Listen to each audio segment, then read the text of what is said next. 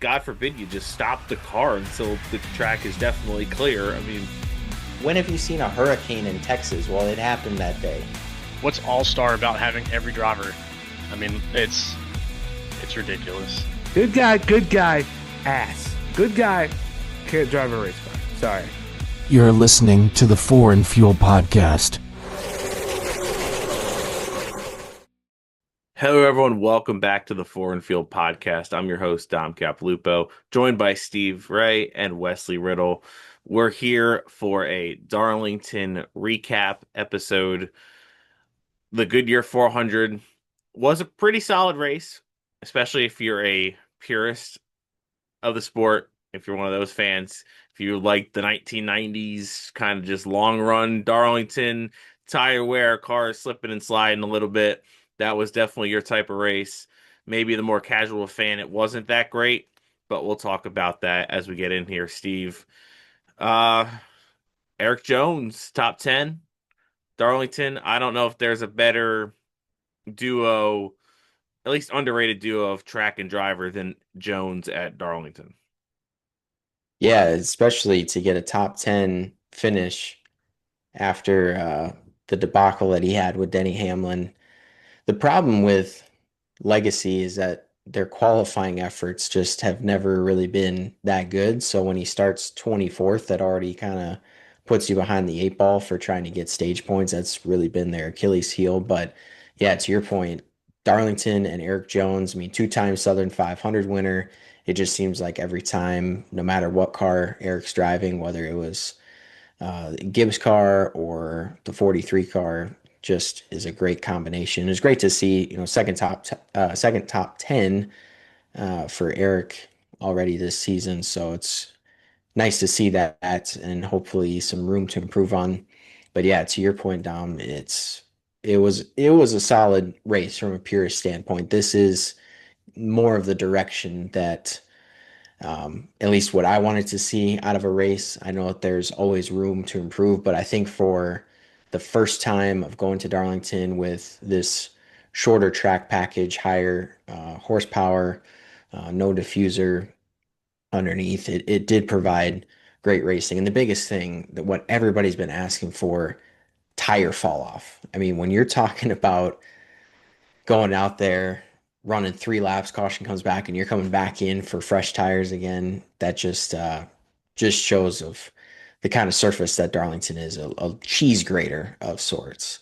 And um, yeah, I just felt like from a pure standpoint, um, it really brought out who has a good car, who's able to get to the front, manage their tires, and things like that. I mean, we even heard Blaney say too that early on in the race, he let somebody go and said, I'll see you again in 20 laps. And sure enough, they came right back to him. And that's the type of racing that I like to watch. I know a lot of the peers like to watch. And I thought that Sunday's race at Darlington put on a good example of that. No, absolutely. And Wes, I mean, people like Matt Weaver he said, you know, don't, the guys that are crying for 90s Darlington and are, they want it. And once they get it, they kind of forget about the ass kickings of like when Jeff Gordon and Ray Evernham were together. They kind of forgot about that part. And I don't know if that seemed a little similar with what Reddick did to the field. And if that racing at all compared to what we saw maybe back in the late 90s, early 2000s. I didn't catch most of it, but the long tire wear or the long runs with the long tire wear, I feel like definitely kind of contributed to that. So it's good that Goodyear's taking the right steps to be able to get a good tire on the car, to where we can have that tire fall off, see comers and goers. And I think it's essential for motorsports to have this type of racing. We don't see a lot of it anymore, um, especially in recent years, just with there being silly cautions for silly incidents. One car spins that bunch the whole pack back up together.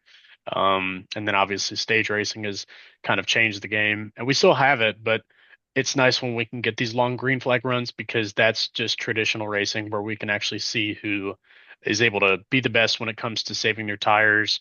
And at a track like Darlington, it's just crucial to be on the top of your game because it's such a difficult racetrack. So good for Tyler Reddick to be able to kind of display, what he's already shown this year. He's been able to continue his dominance at one of the hardest racetracks we go to.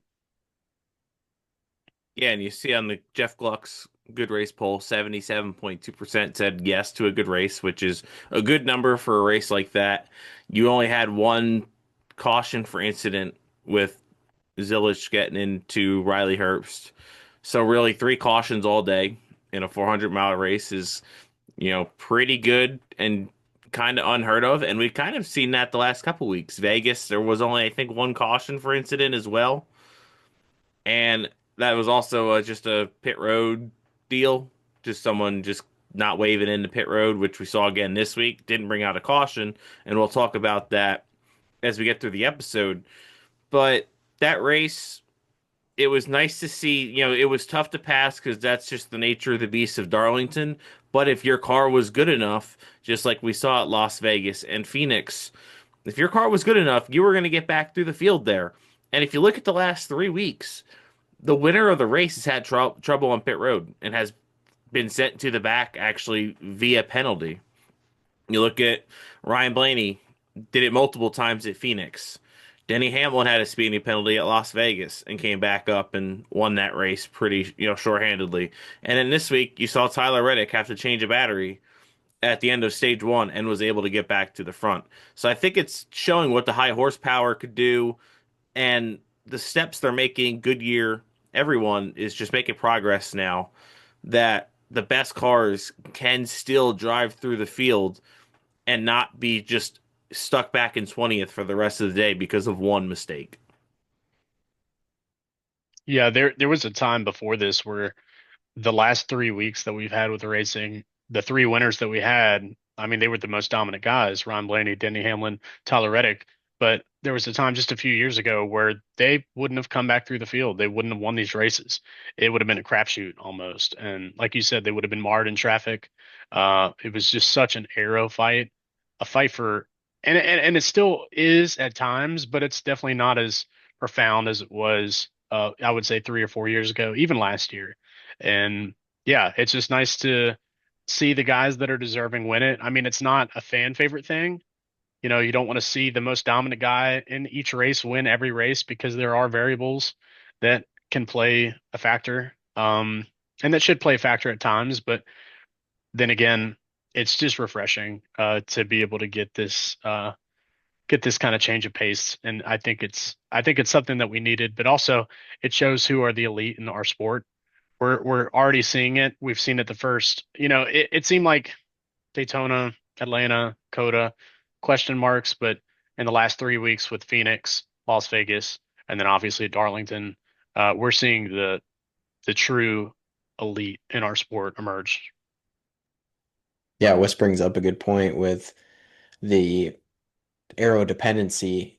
I mean, obviously you alluded to Tyler Reddick changing a battery at the end of stage 1, driving through the field. Ryan Blaney has his pit crew woes again for, it seems like, the millionth time, is able to drive back through the field. Carson Hocevar started last, drove through the field.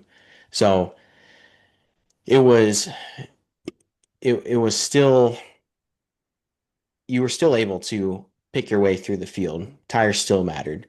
It wasn't like the one that the example race that always comes to my mind is Logano and Harvick at Kansas a handful of years ago. That's really was like the biggest aero blocking race I feel like in history to date.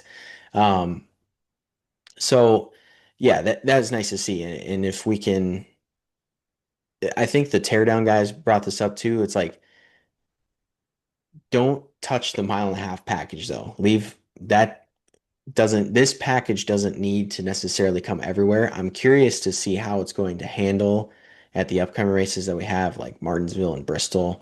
Um, but you have a good product in the mile and a half, so I think those can stay where they are.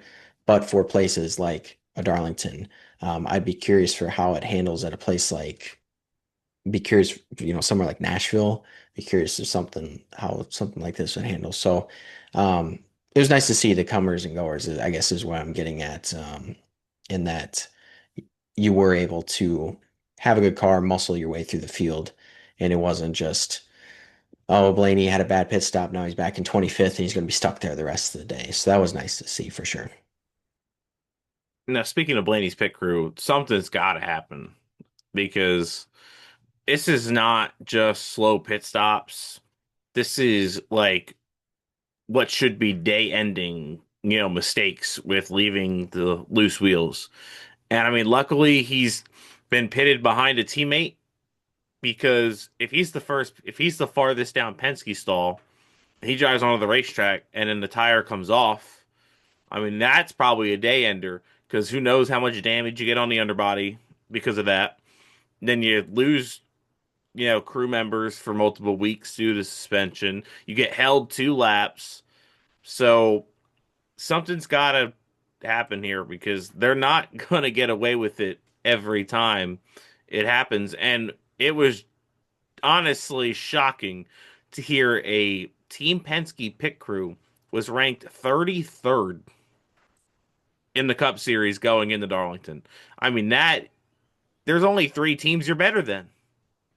Yeah, and the thing is that it's not like the previous generations of cars where you had 5 lug nuts. We're talking about one lug nut and you can't get that tight. Like, I know that you're under a lot of stress and you got to do things in 10 seconds. My stops to the bathroom take longer than 10 seconds. So, I get that you're trying to do a lot in a short amount of time and tenths of a second matter. But at the same time, I mean, it just feels like Ryan Blaney having trouble on pit road is a scheduled tweet every single week. You can bet on it.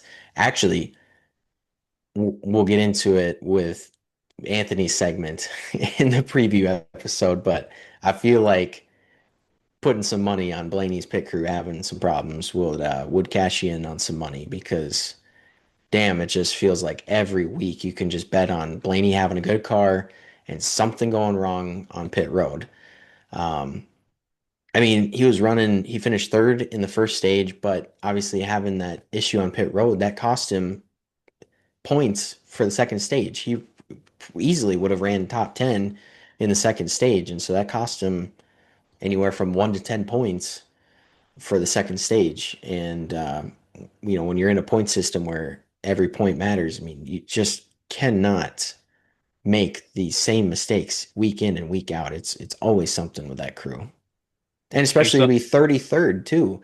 To be 33rd and to still have one of the best cars in the field. Could you imagine even if that pit crew was 10 spots better and 23rd, how much better Blaney would be running in the stages and finishing and things like that? Crazy to me. yeah, he's been qualifying better so far this year, but obviously, like you said, it's almost, I mean, it's every single pit stop. If you watch him on the leaderboard, he loses positions. And every time they come out from a caution, he's lost positions. And I mean, the points you brought up, Steve, were spot on. We're going to Martinsville next and Bristol. Those are the 2 tracks you do not want to pit mistake. If you have any mistake, you could go at risk of easily 2 laps down at Martinsville, easily 4 laps down at Bristol. It just takes one error or one loose nug to then have to go back down pit road at tracks that fly by and lose so much time. And for him, those are 2 tracks where he runs easily. He's got a race winning car for sure. But if the pit crew continues to show up 33rd ranked out of the 36 full-time entries, he's not going to be able to get the wins that he needs to be able to kind of mitigate that gap with Tyler Reddick. And I feel like, you know, for what we've seen, it's going to be hard for that to flip in just one week. I don't think a 33rd ranked pit crew can go to the top 10 in one week. It's going to be a problem that they're going to have to try to fix with either new crew or they're just going to have to work day in, day out. And if they can't get it fixed within the next 5 or 10 weeks, it's really going to put it a hurting, I think, on his point standings. Yeah.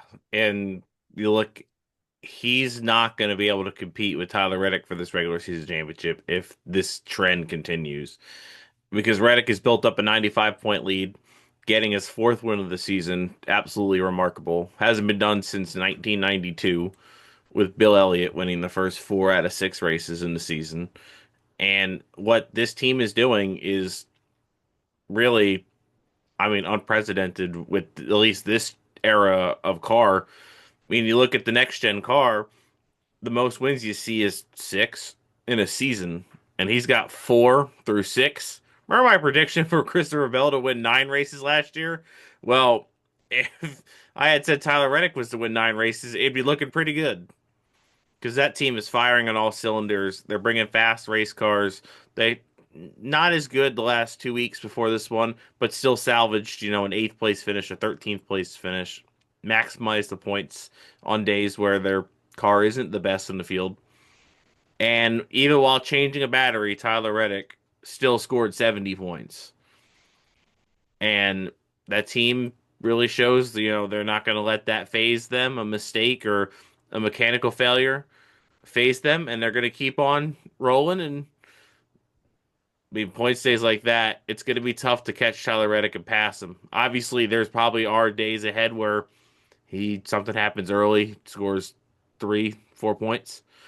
But I'm telling you, I don't think it's going to happen too often. And if he goes into Martinsville this week and runs top 5, I'd be really scared because then they really got it figured out on all types of racetracks. Yeah, that short tracks are kind of the one Achilles heel for Reddick in that team. It's not even that they just run poorly, they're just not at that upper echelon that I'd put some other drivers at. But yeah, if he goes out, I mean, I'd even say if he runs top 10 in both stages and the race, I mean, damn, it's going to be hard to catch him for sure. I mean, just the points lead that he's already built up is enough. I mean, well over a race for sure. So that that affords you those times where you're not getting as many points or you have a bad start, mulligans, XYZ, you have a day like Joey Logano did, but I just there's something would have to break on the car for that to happen. I just don't see it happening off of talent. So it's going to have to be a mechanical failure or something for them to have their bad days, which is not very common anyways. So yeah, it's 4 out of 6 is putting belt to ass on the field already to start the year, and there's no signs of slowing down for Reddick in the 45 team. I feel like if he would slow down, out of the next 4 weeks are going to be tricky. And you said it, the short tracks. We've got Martinsville, of course, next, and then Bristol. Kansas will be pretty content at, and after that's Talladega. So obviously a wild card with Talladega, but he won Daytona, 2 short tracks. But when Tyler Reddick's having an off day, he's running 15th. So it's like you said, it's going to take a mechanical error for Tyler to be taken out of such a massive lead that he's already got. But yeah, even if he has a little bit of an off day the next 2 weeks at the tracks, that are probably the bottom of the barrel for him, it's still going to be a 15th place day, so he's not really going to lose a whole lot of points unless the guys winning are the guys right behind him. So like the Ryan Blaney's, Bubba Wallace, Denny Hamlin, because all 3 of them run really good at the next 2 tracks. So, but it just seems unlikely. I think Tyler's still going to have a solid lead and just kind of grind out the rest of these, at least the next 4 weeks. Yeah, and it's not even Tyler himself. I mean, it's 23-11 as a company because Bubba Wallace, I mean, he finished 34th, but that was because of getting caught up in the Eric Jones wreck. He's running right there with Tyler Reddick. He is not far off from having multiple wins himself. And so it's not just Reddick, it's the whole 23-11 group. I know we like to clown on Riley Herbst a lot. I felt like Darlington was the most complete weekend, and probably this year and all of last year, this is probably the best race that Riley Herbst put together, just from start to finish. Aside from getting wiped out by Zilich last weekend at Darlington, but yeah, I just think from top down, Reddick and Wallace are the top 2 guys, and it shows in the point standings. So Obviously not the finish that Bubba wanted this weekend, but that wasn't of his own doing. They brought a fast car, finished fourth in the first stage, and yeah, I just feel like that those two teams specifically will be we can count them as serious championship contenders now. And so on the topic of Reddick and 2311, my disappointment of the week goes to any fan that believes that this is rigged. I mean, are we kidding? Yeah, let's have the team that sued NASCAR and won. So the NASCAR is going to help them out even more by just having them win. Not all the races. Can't have you win all of them, but we'll give you 4 out of 6. And on top of that, the other team that sued us and won, Front Row Motorsports, we are not going to rig it for them. We're still going to make them run like crap. It just Yeah, when you type something out, dude, just like read it, think about it. Like, does this make sense? Is it a little far-fetched? I mean, were people crying like this when Kyle Larson was winning every other week No, no, no, no, in no. 2021? No, no. It's Kyle Larson. It's Kyle Larson's Hendrick Motorsports. Cannot be rigged for him. He's just the greatest in the world. Were people crying when Chase Elliott won the final two races in 2020 to win the championship he probably didn't necessarily deserve? Were people crying this hard when Christopher Bell won three in a row last year? I mean, it's ridiculous. It's stupid. Like there's no other way to put it. And if you're one of those people, you're just upset because you're a Hendrick fan and you can't cope with the fact that your team doesn't have a win in the first six races. I've it's not even worth getting, even more attention to these idiots because it's just stupidity. The comments are already bad enough. I can only imagine if instead of Reddick, it was Bubba Wallace that won 4 out of 6. I could Forget it.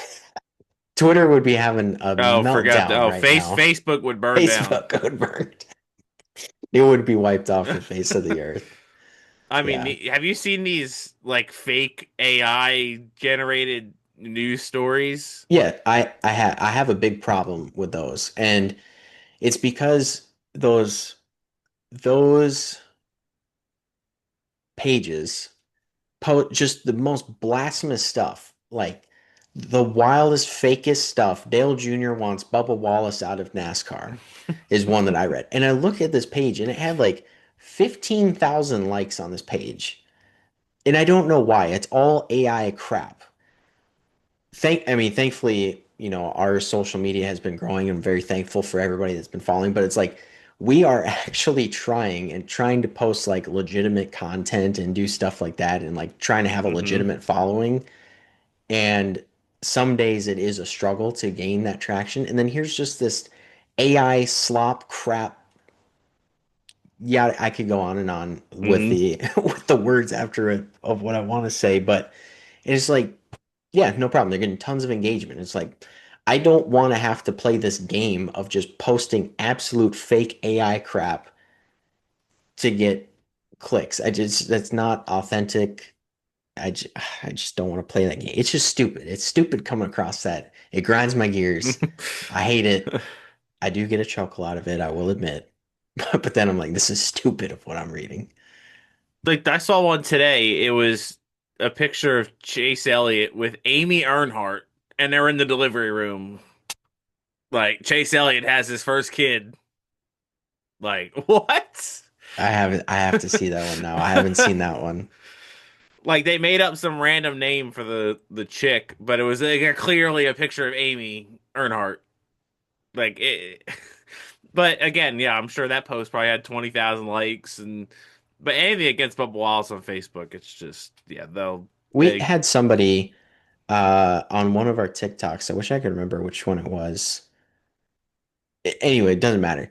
Somebody said just blame Bubba Wallace. It was about the Ross and Austin Hill O'Reilly race at Atlanta where Austin Hill got wrecked. I'll just blame Bubba Wallace. He wasn't even in the damn race. He wasn't even in the race, and people are still going to blame Bubba Wallace. Mm-hmm. Dude, I could have a flat tire on my way to work tomorrow, and somebody say, "I blame Bubba Wallace for it." Yep. Yep. It's unbelievable, and it's not going to go anywhere because no one's stopping those pages. And finally, I think Dale Jr. actually responded to like someone posted that Bubba Wallace and like his like Jr. saying he wanted Bubba Wallace out of the sport, and it's like pathetic that Dale Jr. has to literally like tweet me like that's fake. Like he shouldn't have to. That's how stupid it is. But you know what wasn't stupid? RFK this weekend. I mean, running those Biffle throwbacks and at one point being 1, 2, 3. Brad Keselowski having his best race since he won Darlington 2 years ago. Chris Buescher being right with him most of the time. Priest not as good for the whole race, but it was still pretty cool to see 1, 2, 3 for those handful of laps. Priest was able to get up to third. And for Keselowski, good to see they weren't too disappointed. Probably knew they weren't the best car, but to get second and win both stages, I mean, an excellent points day for the six team. And really, Brad's, I'd say, overachieving from what everyone thought he was going to do preseason, at least, especially this early into the season. Dude, yeah, 6 races in, coming off of, I mean, had his injury been even worse, or a little bit worse, probably wasn't going to be able to walk at all. So I think his seeing his recovery coming to a place like Darlington of all places and going out. Reddick obviously was the best car, but Keselowski going out and winning both stages and finishing second and leading the most laps at 142 laps. I mean, just put on a masterclass. And his other teammates right there, Buescher and Priest, at one point, like you said, running 1, 2, 3. It was awesome to see. I think not only is Brad overachieving, Brad certainly as a driver from our expectations at the start of the year is overachieving. I think RFK as a whole is overachieving kind of our early expectations as well. And I don't think, you know, we're expecting them to go out and just like run like crap. I mean, this was a kind of around the area of what we expected, but all three cars are comfortably inside of the chase grid. All three cars have finished every race on the lead lap. I mean, it's not an easy feat to do, especially all three cars as an organization. So hats off to them. I know when our buddies over at the Nassholes podcast puts out their paint scheme of the week, my vote's going to be for all three RFK cars because man, they knocked it out of the park on all three of those cars. It was awesome to see. They gave the Biff a good run for sure on Sunday, and I think they should be proud of where they're at. And coming up to Martinsville this upcoming weekend, I think that's a track that they have had circled on their calendar since the beginning of the year. We can expect the same thing. All three cars are going to be well in contention, I think, to score a lot of points upcoming. And I don't think they're not going to be an easy out if they make any of the cars that make the chase grid, they're not going to be an easy out. I don't know if they have the fighting power to go up against teams like 2311 and Joe Gibbs. But for sure, we're talking before the podcast, for sure, they are the top Ford team right now, ahead of Penske. Absolutely. I would even put RFK above Hendrick right now. I would say that RFK is the third best team right now, behind 2311 and Gibbs. So I think that they're well exceeding their expectations. I don't know if anything will transfer over from the opening shootout race that we had, but obviously Ryan Priest won that, and we're heading to Martinsville where Priest gets around there probably better than anybody in the field. He's such an incredible talent. We just haven't seen him in the car to be able to put it together. And then of course Brad's a former winner in the series there. Buscher's gotten better there over the years. It's going to be interesting to see how the short tracks carry over for just them and Penske as a whole. Can they leap above Joey Logano and Ryan Blaney and Austin Cindric even? Cindric's good at Martinsville. I think he finished top 5 there in the fall last year. So it sets up nicely. for a good couple weeks. Bristol coming up too, and yeah, RFK they're performing very well, and it's been very refreshing to see. Speak of Penske, holy crap. What happened to the 22 team? I guess we said before the show, Dooley's disappointment of the week might have to go to Paul Wolf and everyone that works on that 22 car because they couldn't have missed it any more than they did. I mean, Joe, that might have been the slowest. I mean, Logano hasn't been, lighting the world on fire the past, I'd say, 5 years from a week to week basis, but I haven't seen him that bad to where he is going 3 laps down on merit. And if it wasn't for incidents to Herbst at the end, I mean, he finishes 34th, 35th, just straight up on speed. I mean, Cody Ware was passing him. Yeah, it's Joey Logano started 29th, and that was as high as he ran all day. For a three-time Cup champion, days like this just seemingly never happen. I would never have thought that Logano would have had a day like this. I would look at the box if I didn't watch the race and I look at the box score and I see Logano finished 33rd, finished 3 laps down. I'd be like, something broke on the car. He got spun out, broke a toe link, whatever, smacked the wall. No, this was straight up on speed. No speed, not even on speed. It was no speed. Nothing out of that 22 car at all. It's such a head scratcher. And what what boggles my mind even more is that you have Logano 33rd on speed, and you would have thought, okay, well, how did the other Penske's run? You had Cindric finish top 5 and ran top 10 in both stages, and you had Blaney arguably be a top 3 car for the race. It's like Penske brought 2 cars and then gave Logano the rental car to race around the track. It was just horrible. Nothing other than just horrible. I don't know why the couple weeks that Sam's missed that just Logano happens to be our dummy.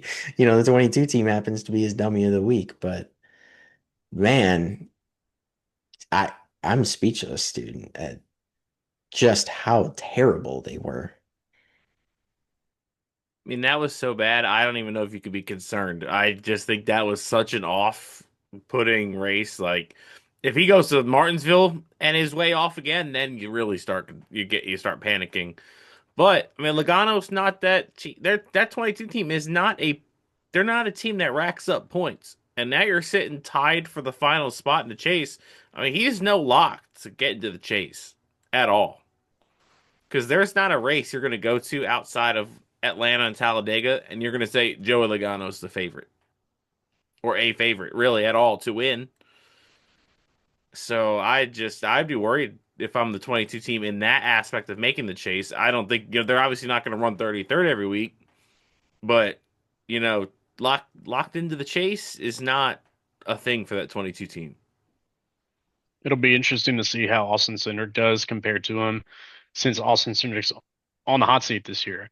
And that Darlington race, his performance was better than any race Logano's had so far this year. We're going to a track that Cindric runs at times better than Joey.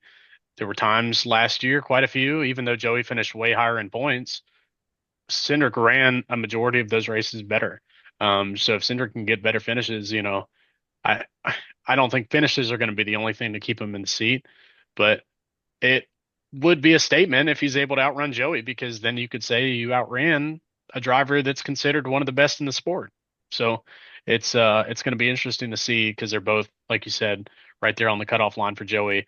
Cindric made up a lot of ground, got a lot of stage points, and just was competitive that whole race. So it'll be interesting, especially at Martinsville, where this upcoming week it's Hendrick dominant and Joe Gibbs dominant. How can Penske perform? And we just talked about it last week. Is Penske even an A car team? I don't think so. I think they're B.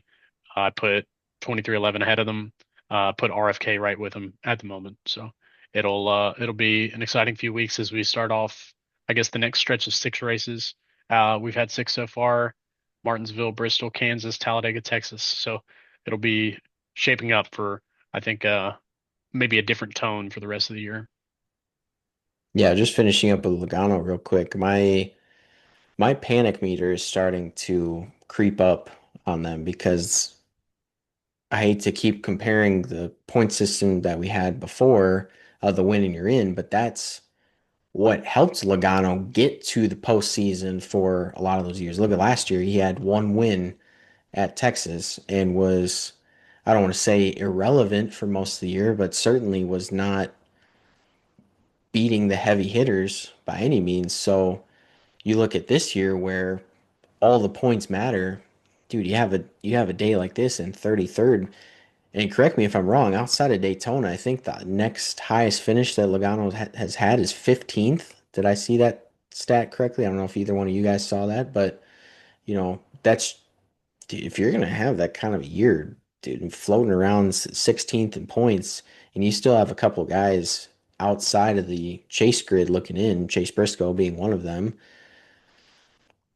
Like you said, Dom, I agree. Like Logano's not a lock by any means, and if anything, if he does get in, it's going to be in the back three spots of it. The 14th to 16th range.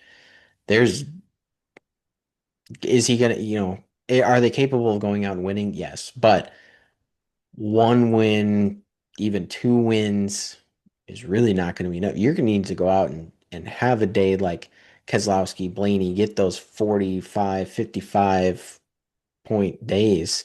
He finished with 4 at Darlington, and that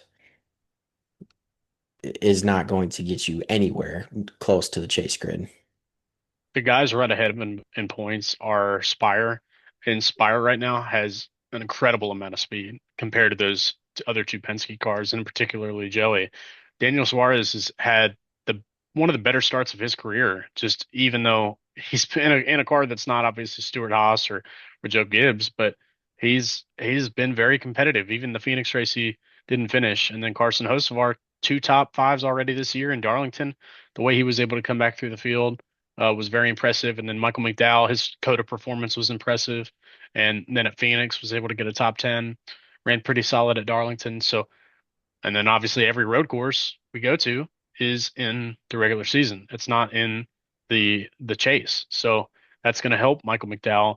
So the guys Joey's competing against, it's going to be hard for him to leapfrog, honestly. If he's running, I wouldn't say the Darlington race, but like where he ran the rest of the races at Phoenix and Las Vegas, he's probably going to be running behind the Spire guys, and he's definitely going to be behind Gibbs, 2311, RFK, and Penske.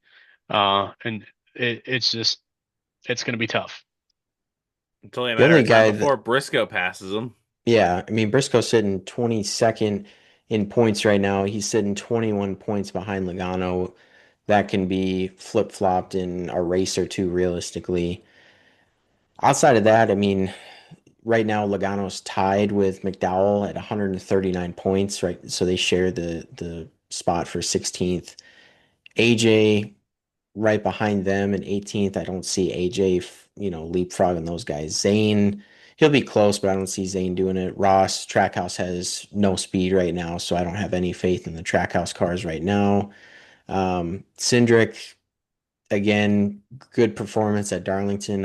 I don't see enough out of that team yet to count them. Briscoe, yeah, is gonna point his way into the chase.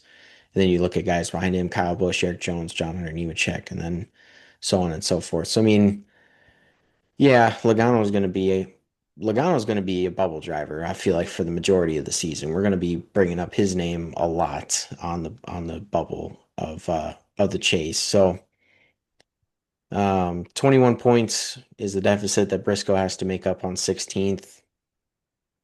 We'll we'll keep an eye on how Joey's running in a few weeks here. Now, another team that might be panicking a little bit is Hendrick Motorsports. No wins the first 6 races, first time that's happened since 2019. You've got really none of the drivers were really race winning, ever really top 5 cars at all. Byron was kind of just back half of the top 10 quietly. Chase Elliott, once he got shuffled back, was stuck back in the 15th to 20th range. And one guy you got to like Kyle Larson, you cannot throw away a top 10 and just hit the wall by yourself with 10 to go and then drop all the way to 32nd. Just can't do it in this format.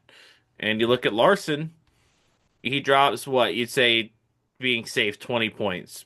Well, that 20 points puts him from fifth in the standings to 10th just by hitting the wall once. And he just can't have it happen when he's not even really racing around anybody. Yeah, that's another one of those teams, the Larson and the 5 team specifically, that I felt like benefited from the previous points format more than they will with the chase format. Obviously, they can get hot at any point. We are coming up on almost a year without Larson winning a race. That's kind of unbelievable to think about. But yeah, I mean, they're just one of those teams. It's like either something happens with the pit crew or Larson turns down across SVG's nose at Atlanta and gets wrecked, or this weekend at Darlington. There's just the team that the team that beats the 5 team the most sometimes is themselves. And yeah, like you said, those 20 points make a difference because long term, fifth in the chase grid obviously has higher bonus points going into the chase than 10th, which makes you that much closer to competing for a championship. Thankfully, we're only 6 races in. We still have 20 races to go before we get to that point. So I'm not ready to count them out of the championship fight by any means. But man, it's these stupid little things that happen during the race that will eventually catch up with them and will be a much bigger factor than they might seem right now. But there is going to be a point where it comes back to bite them. In Hocevar, I mean, being the highest finishing Chevy, driving all the way from the rear of the field to start the race and finishing fourth, that drive he put on that at the end of that race was he put on a clinic and worked his way from 17th up to fourth in that, after his final pit stop. I mean, it's impressive. I don't even know if he hit the wall at all that whole race, and it's impressive for the way Hocevar typically drives. I mean, that really showed that was like a mature drive because he didn't get into it with anyone while doing that, and to go from 17th to fourth pretty cleanly. I mean, you definitely a lot of people probably gained respect for Hocevar. Now for Hocevar, it's just remaining consistently like that because I feel like it's always that roller coaster. We have that good moment where it's like, all right, he's finally broken out of that clown window, and then he'll go to Martinsville next week and just get into it with 3, 4 guys for no reason. And that happened last fall at Martinsville. He got into it with 2 or 3 guys and was bringing out cautions left and right. So you'd like to hope that Hocevar could keep the head straight, keep the head down, and just go a month without doing anything stupid. Just feel like that's not gonna happen, sadly. I mean, coming up on 5 years since we went to Vegas when he intentionally spun out trying to get on pit road, and that was not the first incident he was in that race. That was not the first incident he had that year. It's been 5 years of this, and people are like, "Well, he'll probably change now." I mean, he's done it every year, so what's going to make this year any different? Especially, it just happened in the last Martinsville race. You just bump him a little bit the wrong way and he just loses his mind. It just seems like 5 years is, regardless of age, too much time for somebody to be able to not make a correction. But I'm not taking away from his driving ability or who he is as a person because he does a lot individually. He's a great guy. He's got an incredible driving talent and he does have a future in the series, but it's just going to take himself. It just doesn't seem like anybody but himself is going to be the solution, and that's only if he's able to figure it out in his own head. But he's definitely got the driving abilities, and he showed it at Darlington, just coming through the field. And hopefully, we'll see more of that this year. Not sure at Martinsville, not sure at Bristol.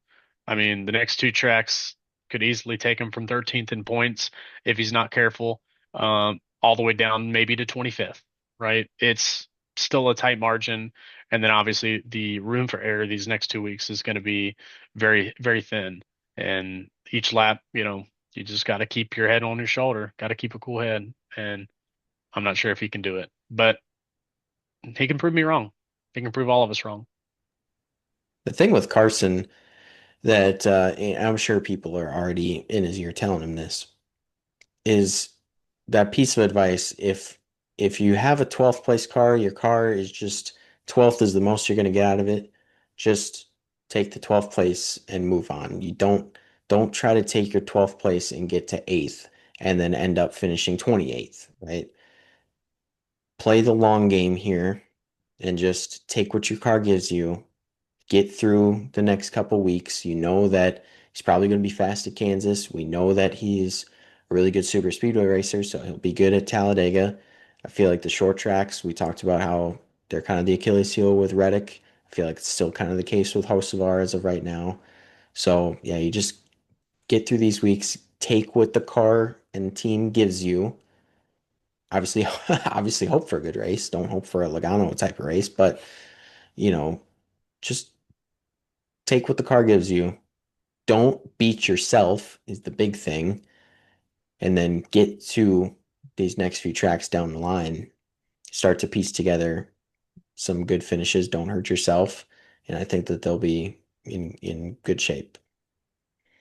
Same deal with Briscoe. What he did there at the end, just trying to do a slider on Riley Herbst, who's letting him go and getting them both put in the wall. I mean, Briscoe loses 7 spots there, and with the situation he's in, he can't afford to do that at all.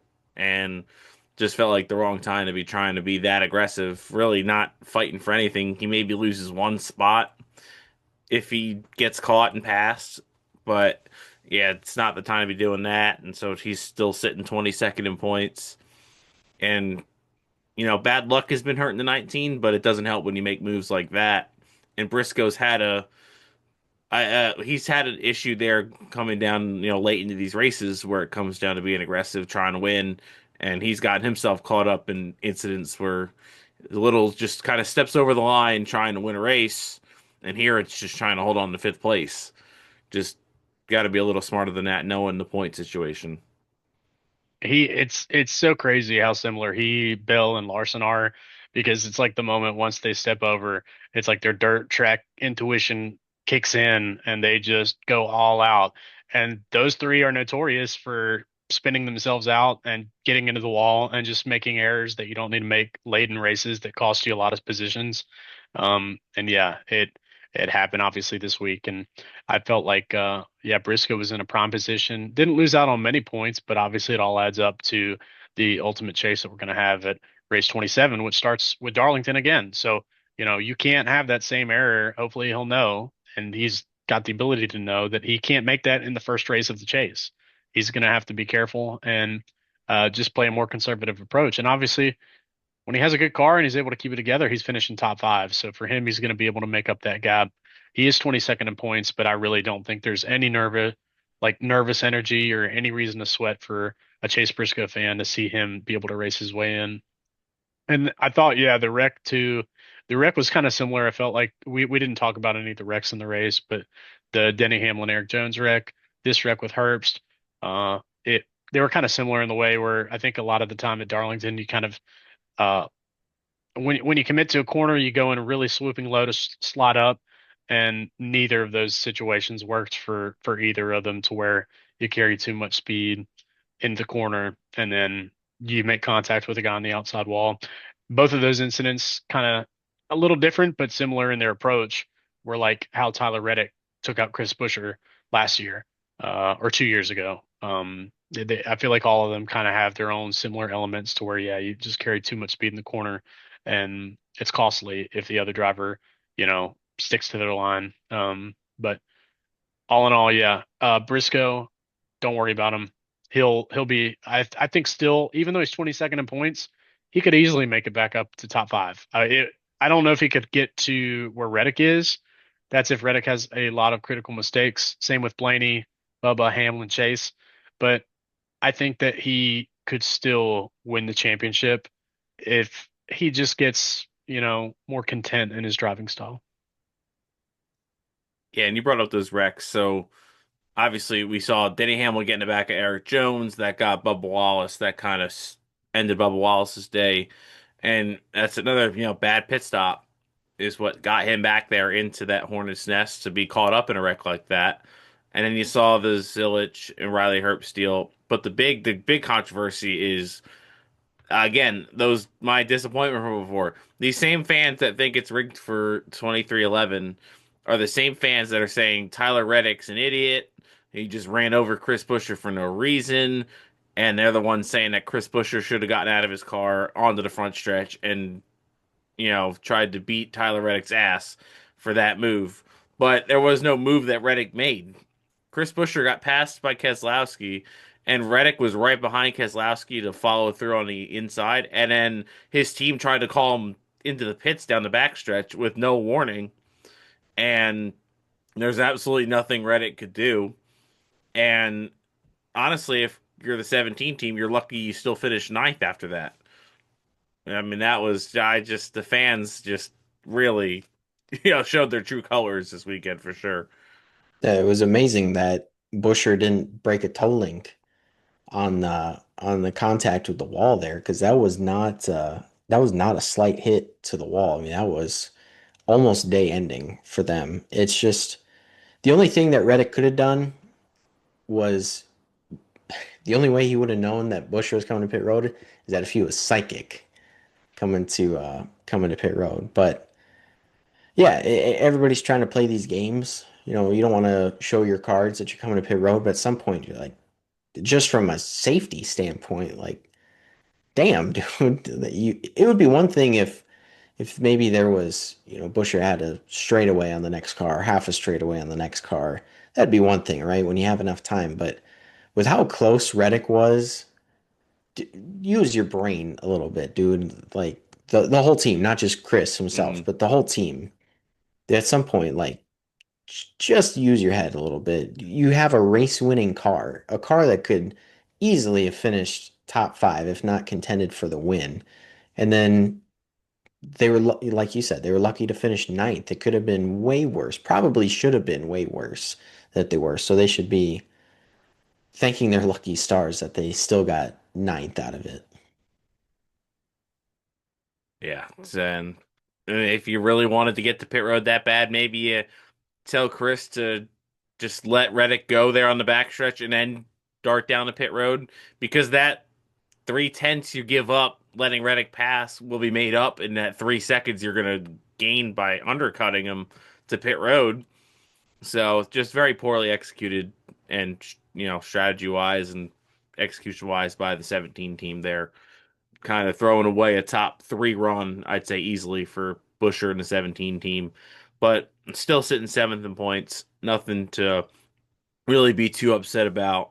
And I mean, this is RFK's deal. They aren't going to win a ton of races, but they are going to point you to death. And that's why I think all three will make the chase. Ultimately, they're running consistently and a few more good tracks coming up for them. So I wouldn't be surprised if they start winning here. They could go win Martinsville. They could win Bristol. That wouldn't really surprise me or really anybody. I was just gonna add something on uh the hand out the window, and I I mean we could have a whole conversation about it, but we've been going on for a while. But I find it interesting. I can't remember what crew chief said it, but somebody said, and it might have been Chris Buescher's. He was like, nobody sticks their hand out the window anymore. Like nobody waves when we're making pit stops. And we saw it at Vegas, right, with Ricky Stenhouse, Connor Zilish. We saw it with Ty Dillon and William Byron last year, and I feel like there was another instance at Coda, and it's there's been a lot of incidents recently with this hand out the window deal, and I'm not sure what is going on. Why is that not really happening as much as it used to? Because I feel like there's just been a lot more incidents and some more dangerous than others, but I don't know what's causing this. Why are we not doing it now? I don't know what can be done to correct it. I mean, NASCAR could mandate it, and say you're going to get penalized if you don't have your hand out the window, but do we need an extra rule for that? I mean, or is it just the drivers should be more aware of what they're doing? Yeah, and there's some situations where, like the Ty Dillon one, there's no reason Ty Dillon shouldn't have had his hand out the window and made it very clear because he was already laps down. His day was well over. Same deal, I think, Zillett just said, House, you're not really trying to gain that much of a competitive advantage. You got to put the hand out the window there. Here is maybe the one scenario where it's like you don't want them to know. But even then, when you're you're calling it that late in, it's not like the 45's just gonna all of a sudden stop and try to pit with you. It's not that easy at Darlington. So, yeah, it's more of a safety thing, like you said, Wes, where, yeah, they got to start putting his hand out the window or making it very obvious that they're pitting because the risk for the competitive advantage is just not worth the reward or the detriment that's going to happen by you getting run over because you decide just you're going to pit but not let anyone know behind you. Man, that was a good episode, long episode there, talking about Darlington. And I'm sure there's still stuff we didn't talk about, but if we talked about everything, we'd be here for hours.